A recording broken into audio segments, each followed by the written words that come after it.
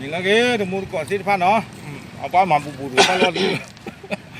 เอาไว้แต่นี่ไงฮะที่เราแต่เดินสระวาคลุเนาะเดี๋ยวพอเดินพูดที่เผาเลยตลอดทีเนาะกะตลอดทีนี่เด้อเอาไว้ได้เอาไว้ตั้งมาเจอที่พันนี่ตัวนี้มันเลยยิ่งจะโกได้เลยโกอิซุสุเนาะโกอิซุสุเนี่ยเวลาที่เราอย่าเลยตาพูดตาเจอที่พันนี่เนาะตาโกพูดเนี่ยแต่เรื่องนี้มันเลยบอกผมด้วย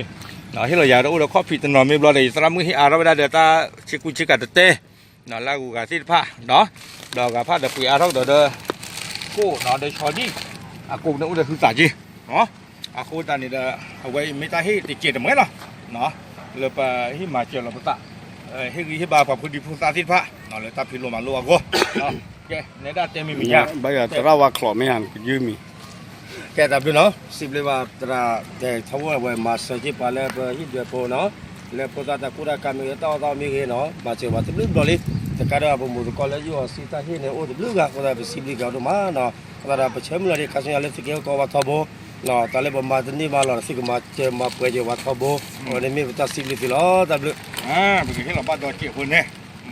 แกเอาไว้ในช่วงไหนแล้วไปกับมากระเตอร์เก็บไปตามมือไทยแล้วเนาะตบลึกเนาะ